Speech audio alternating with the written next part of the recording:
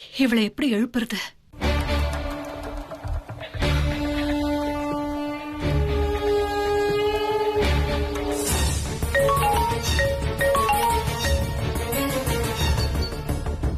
தேடிட்டு தான் இருக்கேன். ஸ்வேதா கிடைச்சிட்டாடா. நீ உடனே ஒரு வெட்டினரி டாக்டர் நேர்ல பார்த்து ஸ்வேதா ரூமுக்கு அவரை பின்வாசல் வழியா கூட்டிட்டு வா. யாருக்கும் தெரிஞ்சிடக்கூடாது, புரியுதா? இத பாரு, ரொம்ப ரகசியமா இருக்கணும். சீக்கிரமா கூட்டிட்டு வா. சரிம்மா, நான் கூட்டிட்டு வந்துடுறேன். டைம் வேஸ்ட் பண்ணாத, சீக்கிரம் வா.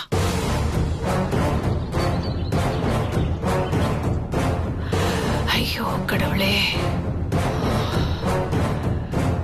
கடவுளே, ஸ்வேதாவுக்கு எதுவும் ஆயிடக்கூடாது. அவளை எப்படியாவது காப்பாத்தணும்.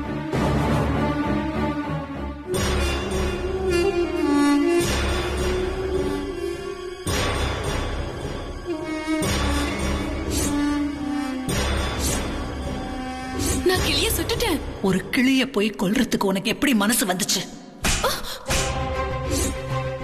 அம்மா பையன் 2 பேரும் நார்மலா தான் வந்தாங்க.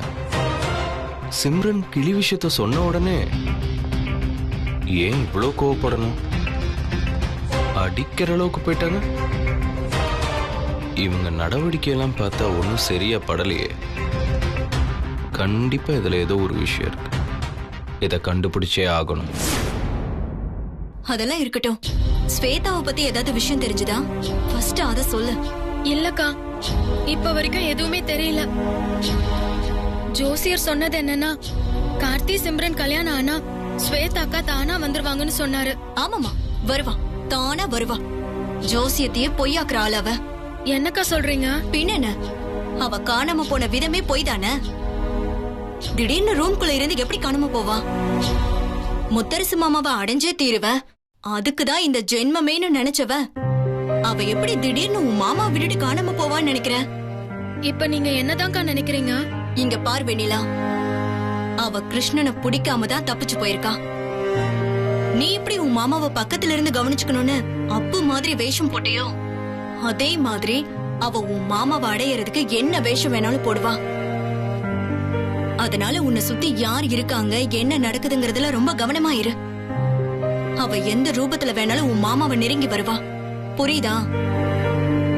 இந்த மாதிரி ஆளுங்கள பதுங்கிட்டாங்கன்னு நினைக்க கூடாது. பாயறதுக்கு ரெடியா இருக்காங்கன்னு தான் அர்த்தம். என்ன ரோஷினியக்கா இப்படி பயம்புறுத்துறீங்க? இப்பதான் வீட்டுக்கு வந்துட்டோமே, முத்து மாமா கூட இருக்கோம். அவருக்கும் பார்வை நல்லா இருக்கேன்னு நிம்மதியா இருக்கேன். நீங்க மறுபடியும் இப்படி பயம்புறுத்துறீங்க? ஐயோ, பயம் முறுத்தல வெண்ணிலா, கொஞ்சம் எச்சரிக்கையா இரு. எல்லாத்தையும் மறந்துட்டு எல்லாம் முடிஞ்சிருச்சுங்கிற சந்தோஷத்துல யோசிக்காம எதையும் பண்ணிடாதன்னு சொல்றேன். பாத்துக்கோ. சரி, வைக்கிறேன். சரி.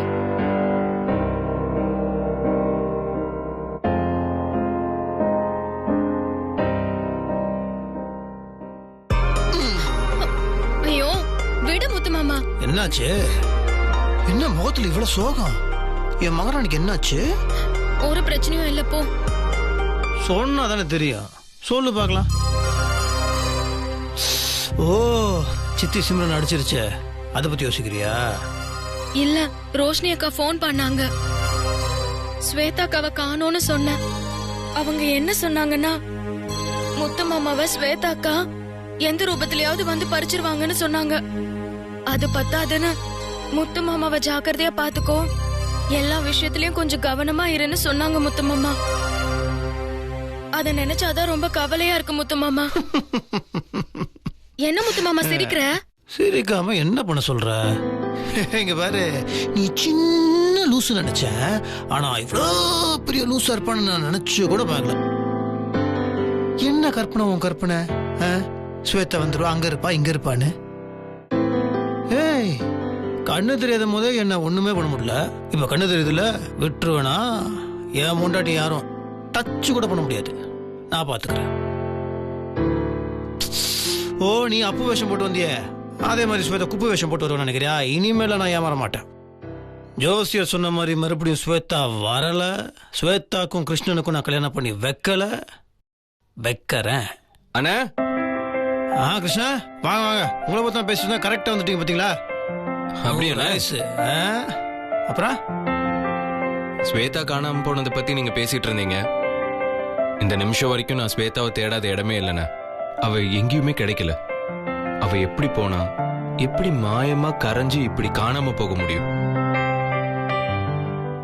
அவ அந்த ரூமை விட்டு வெளியே வரலங்கிறது நம்ம எல்லாருக்கும் தெரிஞ்ச விஷயம் தானே. ஆனா ஒரே ஒரு விஷயம் நான் சொல்றேனேன்னு நீங்க தப்பா எடுத்துக்க வேண்டாண்ணே. நம்ம எல்லாருக்கும் ஸ்வேதா காணோங்கிறது ரொம்ப பதட்டமா இருக்கு. ஆனா உங்க சித்தி, மருது இவங்களுக்கெல்லாம் அந்த பதட்டம் இருக்கிற மாதிரி ஒண்ணுமே தெரியலையே. இல்ல எனக்கு புரியல, என்ன சொல்ல வர்றீங்க? இல்ல அவங்களுக்கு ஒருவேளை ஸ்வேதா எங்க இருக்காங்கிற விஷயம் தெரிஞ்சிருக்கலாம்ல. ஸ்வேதா ஒருவேளை அவங்க கிட்ட ரெகுலரா கான்டாக்ட்ல இருப்பாளோன்னு எனக்கு சந்தேகமா இருக்குண்ணே. அதெல்லாம் வாய்ப்பே இல்லை. இல்லண்ணா, நீங்க கொஞ்சம் நல்லா யோசிச்சு பாருங்களேன். சிம்ரன் பச்சைக்கிளியை மயக்க ஊசியால சுட்டுட்டான்னு சொன்னதும் எவ்வளவு கோவப்பட்டு அடிச்சாங்க. ஆனா ஸ்வேதாக்காக இந்த நிமிஷம் வரைக்கும் யார்கிட்டயும் சண்டை போடல, கோவப்படல, எதுவுமே இல்லையே. என்ன நீங்க கொஞ்சம் நல்லா யோசிச்சு பாருங்கண்ணா. அதான் எனக்கு கொஞ்சம் சந்தேகமா இருக்கு. ஸ்வேதா காணாம போறாங்கிற விஷயம் உங்க சித்திக்கு மட்டும் ஏற்கனவே தெரிஞ்சிருக்குங்கிறதுக்கு நிறைய வாய்ப்பு இருக்குன்னு நினைக்கிறேன். அதனாலதான் ஸ்வேதா அவங்க தொடர்புல இருப்பாளோன்னு எனக்கு சந்தேகம் வந்துச்சு. உங்க சித்தியோட நடவடிக்கை கொஞ்சம் கவனிச்சாலே இதுல இருக்கிற எல்லா மர்மம் முடிச்சும் அவந்துரும் நினைக்கிறேன். அண்ணா, தயவு செய்து நான் உங்க சித்தியை குறை சொல்றேன்னு என்னை தப்பா எடுத்துக்காதீங்கண்ணே. அதெல்லாம் ஒன்றும் இல்லை. சரி, நான்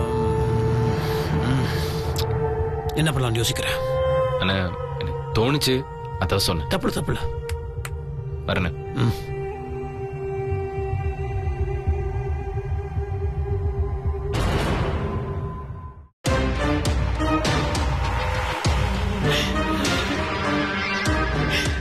மயக்க மருந்து கொடுத்து ரொம்ப நேரம் ஆயிருக்கும் போல இருக்கே. காப்பாத்துறது ரொம்ப கஷ்டமா? டாக்டர், அப்படியெல்லாம் சொல்லிடாதீங்க டாக்டர். உங்க கால வேண்டாம், தயவு செஞ்சு காப்பாத்துங்க டாக்டர். என்னம்மா நீங்க காலெல்லாம் பிடிச்சுக்கிட்டு கொஞ்சம் பதட்டப்படாம நான் சொல்றத கேளுங்க. நீங்க என்ன சொன்னாலும் நான் கேட்கிறேன் டாக்டர். ஆனா இந்த கிளியை காப்பாற்ற முடியாதுன்னு மட்டும் சொல்லிடாதீங்க டாக்டர். என்னால அதை தாங்கிக்க முடியாது. ஆமா டாக்டர், இத கிளியா பாக்காதீங்க. இந்த கிளிக்குள்ள இருக்கிறது எங்க உயிர் டாக்டர். இது எங்க குடும்பத்தோட உயிர்.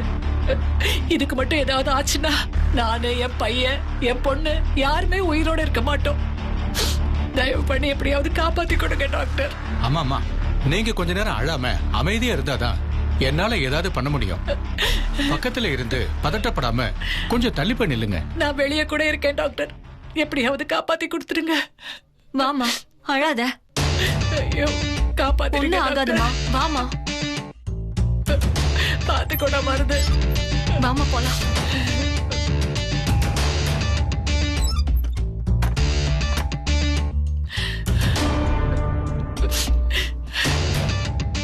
பூங்கோத, அந்த டாக்டர் காப்பாத்திட்டு வரல.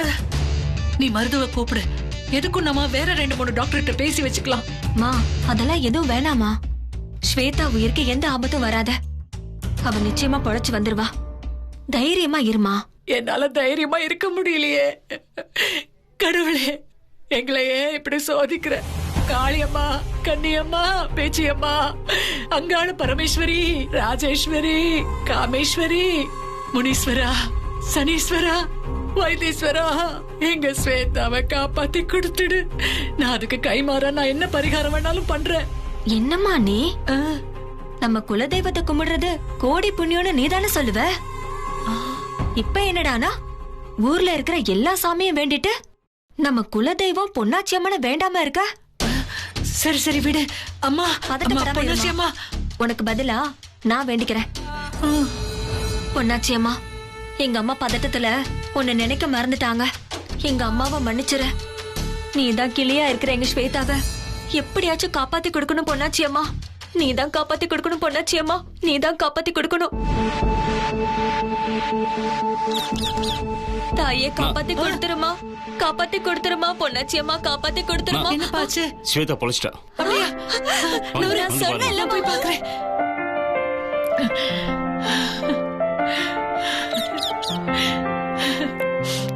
ரொம்ப தேங்க்ஸ் டாக்டர். பரவாயில்லம்மா. ரொம்ப ரொம்ப தேங்க்ஸ். சந்தோஷமா.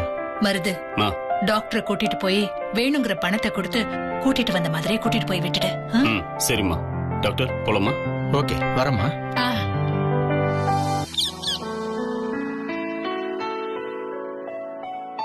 ஸ்வேதா, உனக்கு ஒண்ணும் இல்ல. நீ மயங்கி கிடக்கிறத பார்த்து எனக்கு உயிரே போற மாதிரி ஆயிடுச்சு தெரியுமா? ரொம்ப பயந்துட்டேன்.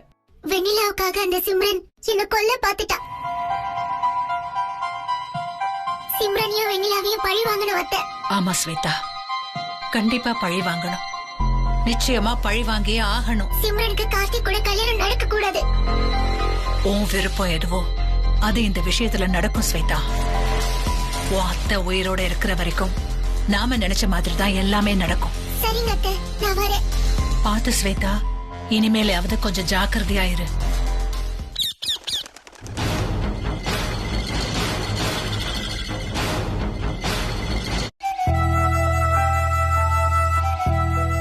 இங்க இங்க இங்க பிரஷர் கொடு. ஜனனி, நீ என்ன பண்ற? கலையோட மோதிரத்தை உருவுறியா? ஏய், பிரஷர் கொடு. நான் கொடுத்துட்டு தான் இருக்கேன்.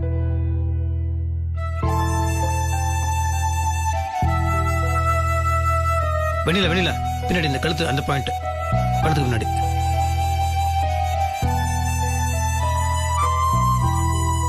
ஜனனி, கையை விட்டுட்டு காலை பிடி.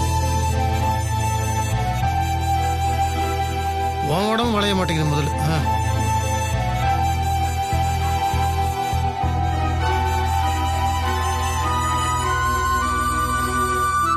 பரவாயில்லையே, கரெக்டான ப்ரெஷர் பாயிண்ட் பிடிச்சி பண்ணிட்டு இருக்கீங்களே.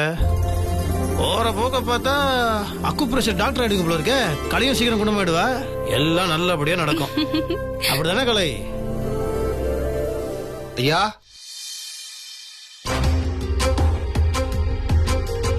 வா காளி.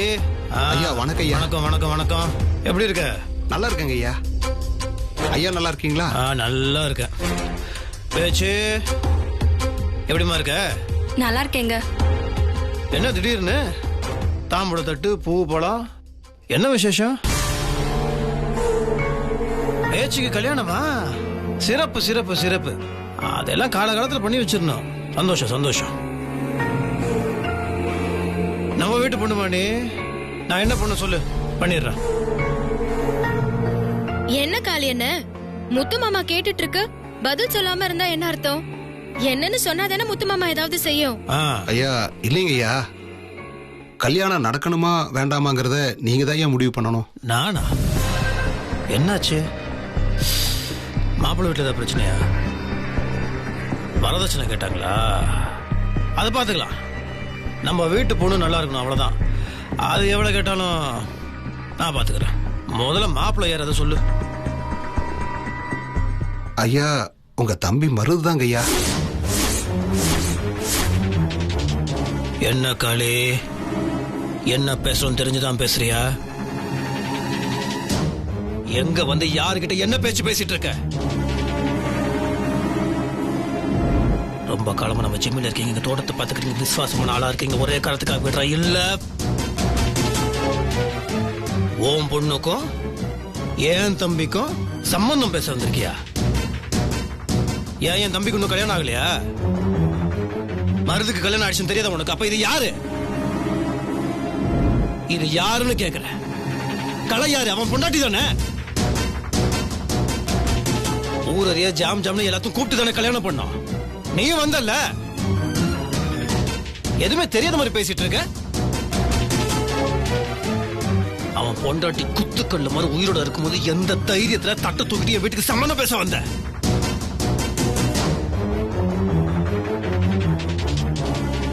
ஐயா, நான் தட்டை தூக்கிட்டு சம்பந்தம் பேச வரலீங்க ஐயா. நியாயம் கேட்க தாயா வந்திருக்கேன். கொடுத்த தட்டை திருப்பி கொடுக்க தாயா வந்திருக்கேன்.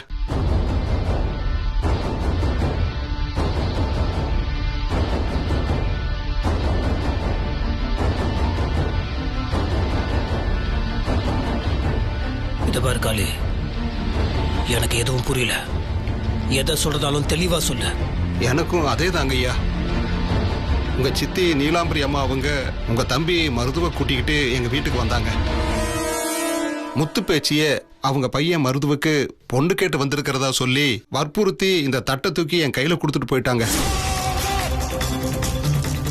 நான் பொண்ணு கொடுக்கறதுக்கு சம்மதிச்சா கண்டிப்பா நீங்க கோவப்படுவீங்க. சம்மதிக்கலன்னா நீலாம்பரி அம்மாவும் மருதையாவும் என் மேல கோவப்படுவாங்க.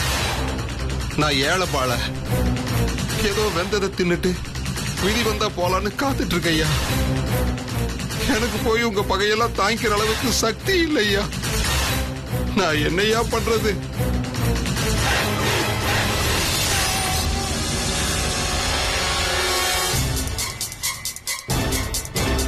சித்து இங்க வா.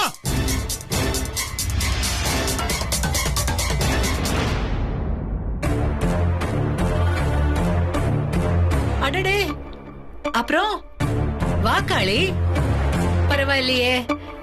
நான் கூட யோசிக்கிறதுக்கு நேரம் எடுத்துக்குவேன்னு நினைச்சேன். அதுக்குள்ள யோசிச்சு சம்மதம் தெரிவிக்க வீடு தேடி வந்துட்டியா?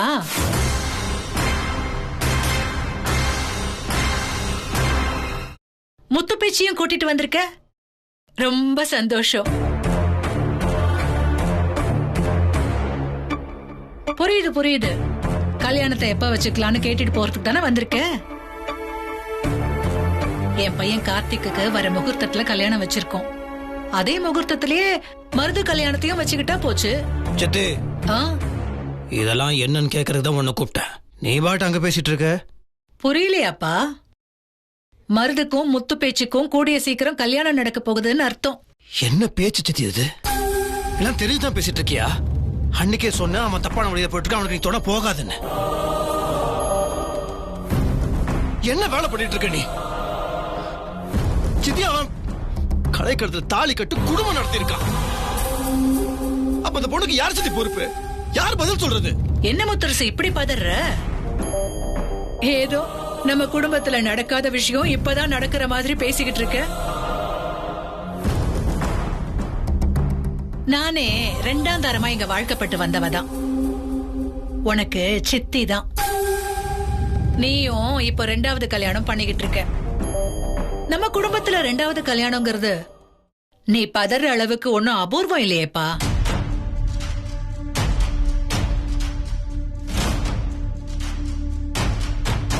நீங்கெல்லாம் பண்ண மாதிரி மருதுவும் ரெண்டாவது கல்யாணம் பண்ணிட்டு போட்டுமே. என்ன சித்தி, உரிமை பிரச்சனையா? உரிமை பிரச்சனை பத்தி பேசுற நேரமா இது? இத வர சித்தி, உனக்கு அன்னைக்கே சொல்லிட்டேன். சித்ரா உயிரோட இருக்கும் போது நான் இன்னொரு கல்யாணம் பண்ணணும். புரியுதுப்பா. சித்ராவும் சரி, உங்க அம்மாவும் சரி, இறந்ததுக்கு அப்புறம் தான் ரெண்டாவது கல்யாணம் பண்ணனாங்கன்னு சொல்ல வர. ஆனா கலைய பாரு, அவங்களுக்கெல்லாம் உயிர் இல்ல. இவளுக்கு உடம்புல உயிர் ஏதோ இன்னைக்கோ நாளைக்கோன்னு ஊசல் அடிக்கிட்டு இருக்கு. இருந்தும் இல்லாத மாதிரி இருக்கிற ஒருத்திய காமிச்சு அவ கூட வாழுனா வாழ வேண்டிய மருது என்னப்பா பண்ணுவான்?